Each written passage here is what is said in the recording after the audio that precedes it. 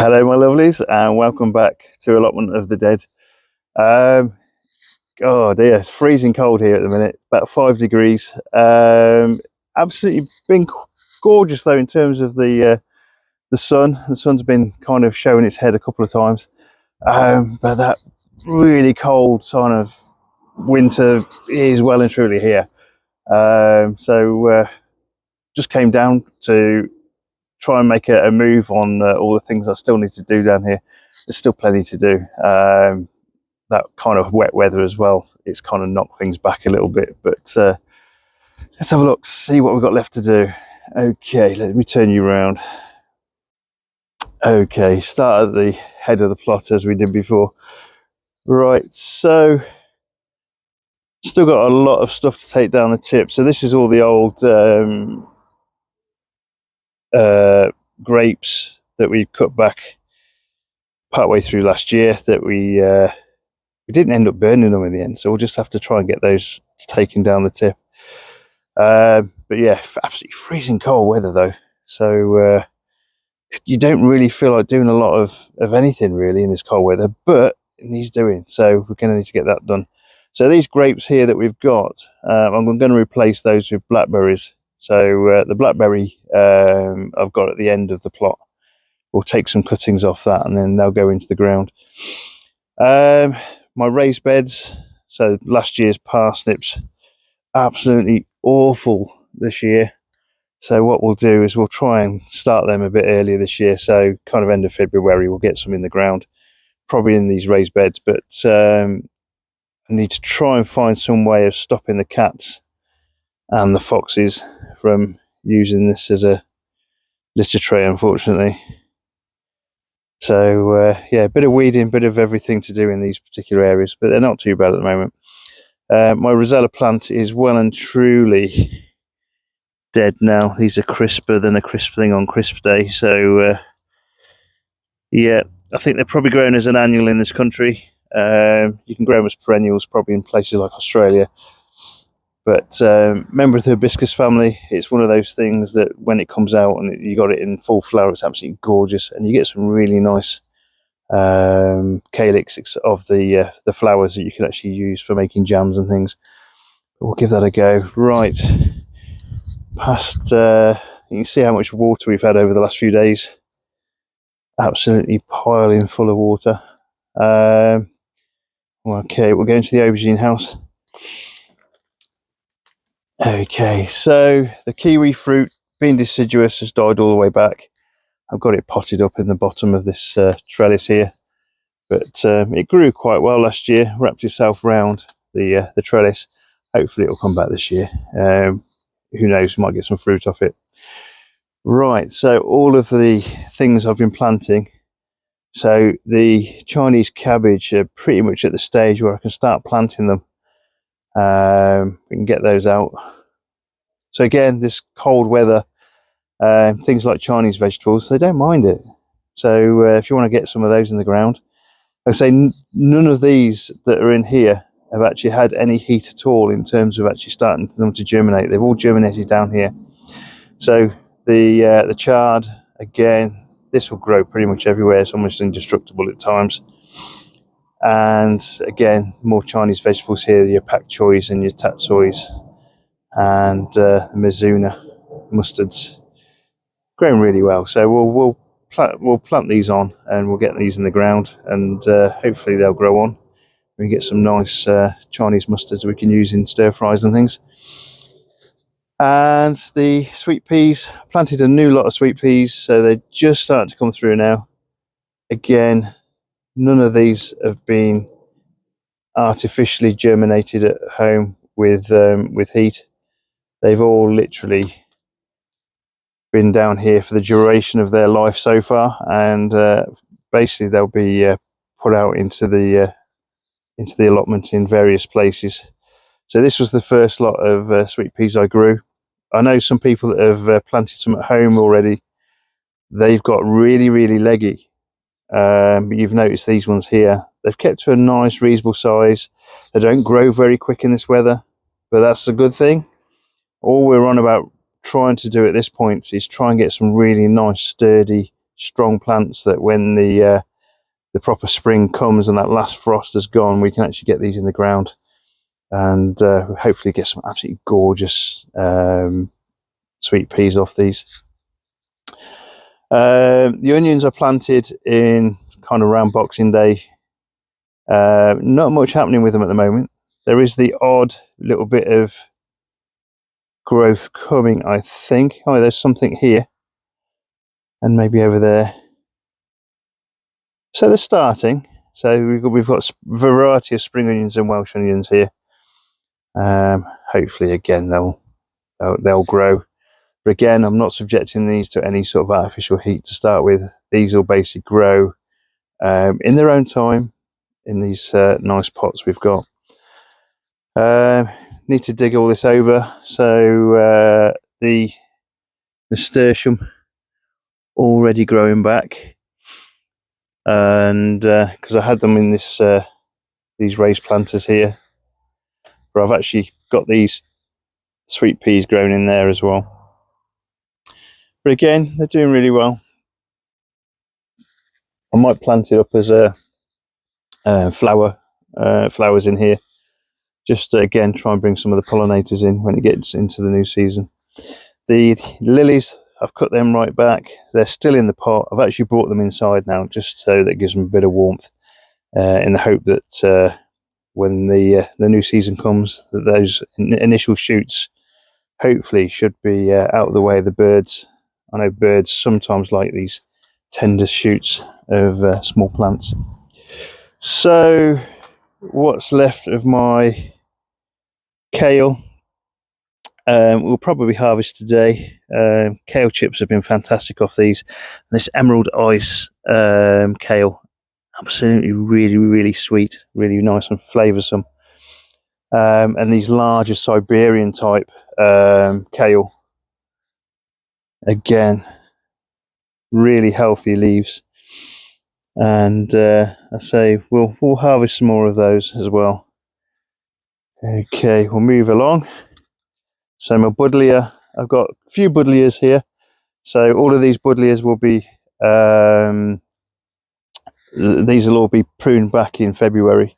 It's the right time to do them is February, so we'll do that then. Just basically to move them into a shape that you want them, really, more than anything. And my jostaberry, my tayberry is all nicely tied in. Some trying to escape over here, but we'll tie that in a bit better. And the poison garden, so everything pretty much poison wise has died back a bit. So the acanthus, everything's really all died back there. So time to weed it now and just get all these old little bits of weed that are there out of the ground. There would have been some seeds dropped from the previous ones, and whilst I don't mind those, we don't probably want a great deal of seeds just popping up anywhere of poisonous plants, because you want to really be able to control them. So what we'll be doing over the next few weeks is putting some mulch down. So we've got some strulch, which I know a lot of people are trying this year, and we'll try and keep some of those these new little plantlets, new little seedlings at bay a little bit. The previous ones that have been in there that are grown from rootstock hopefully should grow back quite well. Okay, so we've got some manure, so this will go for the pumpkin beds at the end. And the delphiniums, I keep saying delphiniums, the dahlias that I cut back and mulched, hopefully these will start growing through. Again, I'm waiting for that first little hint of something coming up, because I'm going to need to protect them again from the pigeons, because you can see pigeons, when they're hungry, will take anything they can eat. So this is pigeon damage here. So this is my perennial kale. Again, it will something that will continue to grow and grow and grow, and hopefully it should grow some really nice leaves for us. I mean, we can take some of these for dinner today. Absolutely gorgeous tasting. And onto my carrot bed, which is a bit worse for wear now. Lots of weeds. It looks like something's tried digging in there as well. Like I say, we have got the foxes here. And This is my was my hotbed, but I think it's not quite so hot as it was. I think the manure and things that are in there probably have rotted down enough that the heat's probably gone off now. So we'll try and rejuvenate that with a bit more kind of fresh manure if we can. Into the other poison beds. So again, everything seems to have died back now. So these nice aconitum seeds have all gone to seed now. So these have all been dropped. You can see all these are empty. I have chopped the tops off some of these and I've kept the seeds, so hopefully we'll try and grow some as well. And we need to chop down the foxglove, these nice spears here that have gone to seed, so we can chop those back now and plant the new ones we've got in the ground as well. So we've got a couple of euphorbias there to go in and a couple more foxgloves. Again, this cold weather's really hit them quite hard this year. The compost heap, I've got a lot of brown there. I think I should have probably chopped these up smaller. That's old sunflowers and things like that, I think. But I think it's probably going to be safe to have a look at now, because we previously had the wasps in there, so that wasn't great, unfortunately. Okay, so this is where we've planted the garlic this year. So we've got 3 rows of garlic. Looks like one row completely has just not come up at all. So that's Lautrec. So I probably won't try that one again. But the other 3 varieties have come up nicely. They seem to be grown okay. I've not really grown garlic before, so I don't 100% know what I'm looking for. But again, yeah, they're doing all right. Okay, so again, cold weather, the cola plant has taken a nice hit. I'm not sure what to do with these, to be honest. I don't know whether you chop these back and then it will grow from the base, or whether you just leave it. So I'll leave it for now and then see how that goes. Again, my Nepetia, I can probably chop this down to the ground. These all grow from the base usually. So I'll give this a top dressing with some new compost. And you can see these lovely seed heads of the garlic chives. So all of these have been dropped, probably, hopefully, in the locality. So I'm not going to have kind of garlic chives spring up everywhere. But again, just a little bit of weeding needed everywhere, really. Right, so the alley house doing all right. Needs a little bit of fixing of the roof. There's a little bit of a leak in there as well. Homemade is kind of what you expect sometimes. I'm not a builder by trade, so it's one of those. Okay, we come around the corner. So that tip room will be this week. I've got some time off this week, so I'll definitely be getting rid of those this week. And the strawberries looking a bit worse for wear there. So again, need to cut all the old stuff out and give it a nice mulch of something. Again, probably put some straw around just to give them a bit of protection from these frosts that are still going. Expecting some really cold weather, some snow and things like that soon, so not sure whether they'll be able to survive that, but we'll see.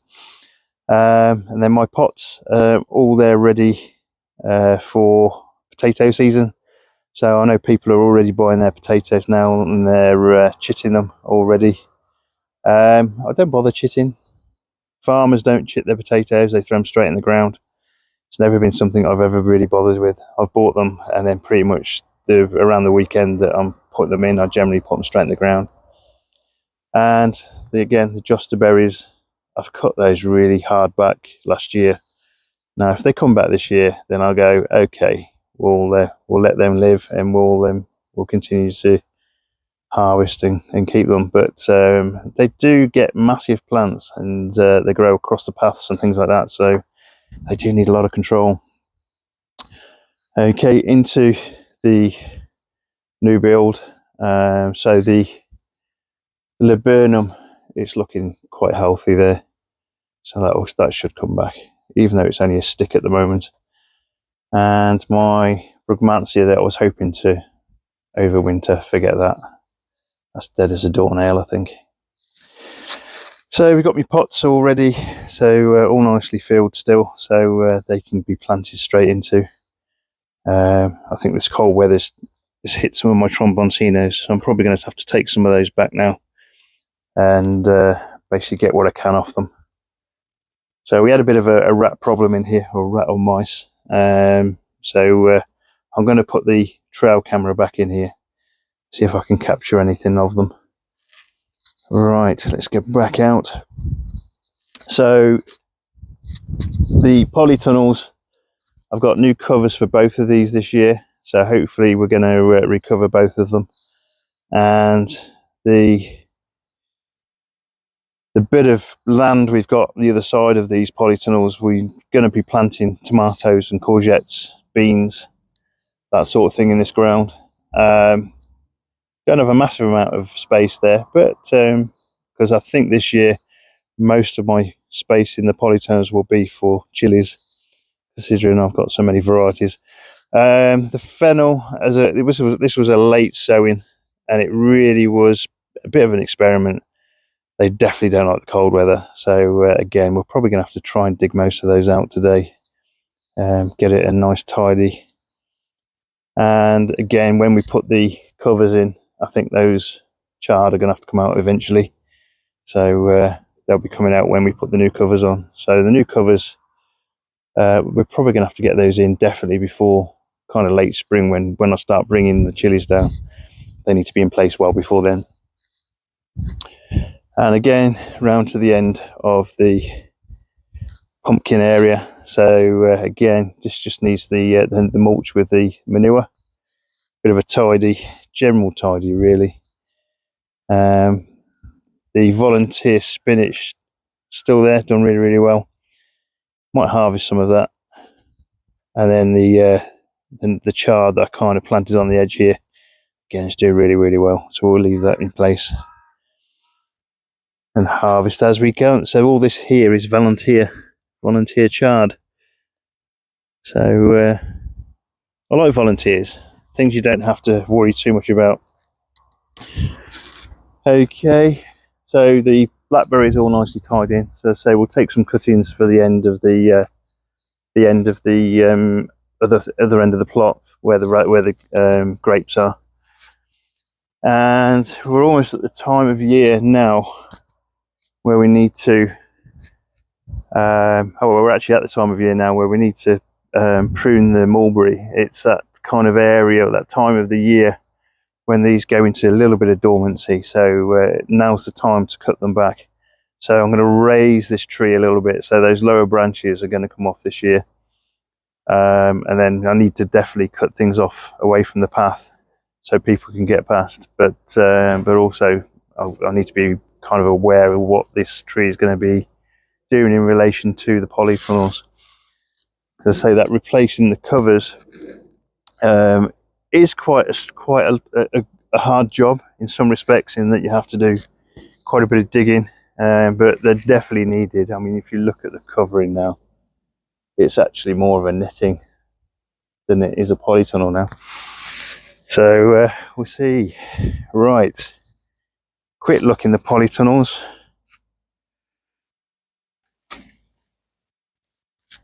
And my experiment with the early mustard in here didn't really go very well. They've not really come up very well at all. Again, the attempt at overwintering Brugmansia, forget that. So we'll grow these as annuals again this year. And my radish I planted back in probably the start of December. They're growing. I'm not sure they're bulbing up very much. But again, it's cold, it's winter. I wasn't expecting much, but you never know. Early plantings, early harvest. And again, these kind of mustard and pak choys that are growing as volunteers. Okay, so we'll go into the last poly. Again, this is going to need a proper good dig over, a proper replenishment of the nutrients in the ground here. So we'll put some chicken fertilizer and things like that around, and we'll dig out all the weeds and things. So my hanging baskets, pelargoniums wise, I don't think they've done very well. I don't know whether they'll come back. If you guys know anything about pelargoniums, are they perennials? Do they come back every year? Do you have to chop them down to the ground? Let me know. The Nemesia, on the other hand, I know I just need to cut the old bits out, but the new growth is there already. Again, doing really, really well. This is the Wisley Nemesia that smells of vanilla. Really, really good.